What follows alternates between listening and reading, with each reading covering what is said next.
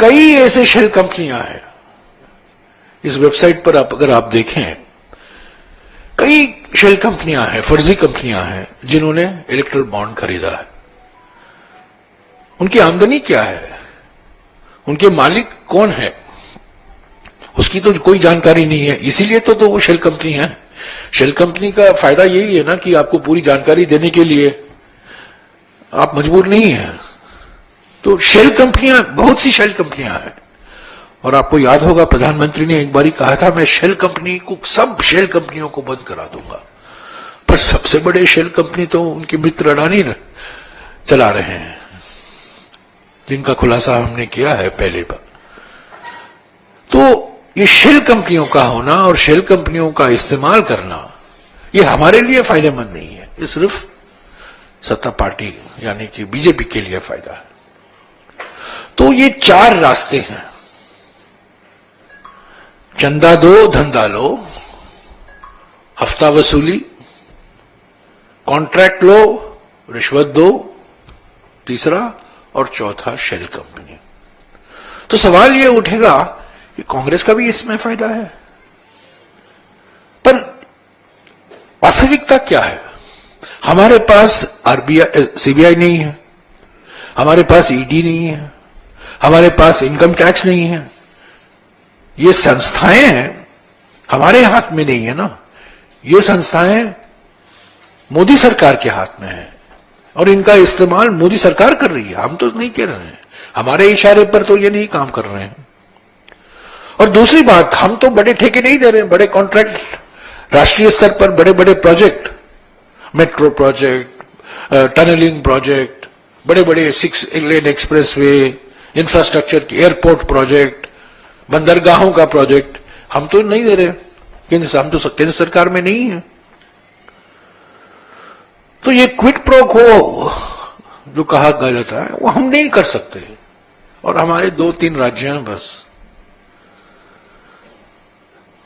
तो ये जो चार रास्ते हैं,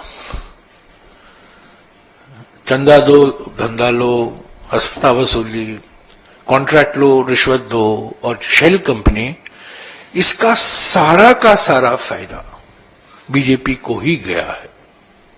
और बीजेपी को ही जवाब देना होगा, गृह मंत्री को देना होगा। हम पर इल्जाम लगा रहे हैं, गृह मंत्री को कहना होगा, जवाब देना होगा। उन्हीं के सांसद को एक कॉन्ट्रैक्ट मिलता है इंफ्रास्ट्रक्चर, और कुछ ही दिन बाद वो इलेक्ट्रल बॉन्ड खरीदते हैं जो सीधा बीजेपी के खाते में जाता है। गृह मंत्री को ही जवाब देना होगा क्यों ये जो दवाई बनाने वाली कंपनी है, फार्मास्यूटिकल कंपनी, उसके खिलाफ ईडी और सीबीआई छोड़ा गया है और कुछ ही दिन बाद वो इलेक्ट्रल बॉन्ड खरीदती है। और गृह मंत्री को यही जवाब देना होगा, और कोई जवाब नहीं दे सकते, सिर्फ गृह मंत्री जवाब दे सकते हैं, क्योंकि वो बार बार कांग्रेस से सवाल करते हैं। गृह मंत्री और प्रधानमंत्री को जवाब देना होगा, एक कंपनी जो 20 करोड़ का प्रॉफिट है वो 400 करोड़ का इलेक्ट्रल बॉन्ड खरीदती है, वो पैसा कहां से आया, किसका पैसा है? और कुछ कंपनियां ऐसी हैं जो मुश्किल से 8 महीने, 9 महीने, 10 महीने लगे हुए शुरू होने में, और एकदम वो 20, 30, 40, 50 करोड़ के इलेक्ट्रल बॉन्ड खरीदते हैं। किसका पैसा, कहां से पैसा है? ये मनी लॉन्ड्रिंग हो गया ना। ये इलेक्ट्रल बॉन्ड मुझे साफ है, दिखता है कि ये मनी लॉन्ड्रिंग का एक रूट है। तो इसके साथ साथ प्रधानमंत्री ने हमारी खाताबंदी कर दी है। वो इलेक्ट्रल बॉन्ड से तो 6,000 करोड़ रुपया मिल गया उनको, पर जो हमें पैसा मिला था इलेक्ट्रल बॉन्ड से, जो हमारे खाते में है, हमारे खाते को तो उन्होंने ठंडे बक्से में लगा दिया, फ्रीज कर दिया है। और हमें आर्थिक रूप से अपंग करने की कोशिश की जा रही है। हमारी यूथ कांग्रेस अपना अकाउंट नहीं ऑपरेट कर सकती है, हम अपना पब्लिसिटी कैंपेन शुरू नहीं कर पा रहे हैं, प्रचार के लिए हम खर्च नहीं कर पा रहे हैं। ये ये खर्च हम दिखाएंगे, ऐसा नहीं है कि ये नहीं हम दिखाएंगे, पर हमारे अकाउंट हम ऑपरेट नहीं कर सकते। हाँ, अगर हमारी खाताबंदी हुई है एक तरफ से और दूसरी तरफ से आप इलेक्ट्रल बॉन्ड से पैसा लेते जा रहे हो, तो ये क्या है? ये एक तरफ से कर आतंकवाद है ना, ये एक सर्जिकल स्ट्राइक है कांग्रेस पर।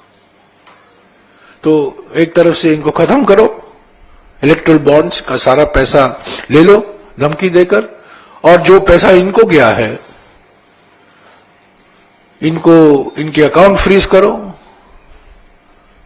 हम ट्राइब्यूनल में गए, ट्राइब्यूनल से राहत नहीं मिली, हाईकोर्ट में मिल गए, हाईकोर्ट से राहत नहीं मिली, तो अभी सुप्रीम कोर्ट का दरवाजा तो हम जरूर खटखटाएंगे और हमें उम्मीद है कि हमको न्याय मिलेगा।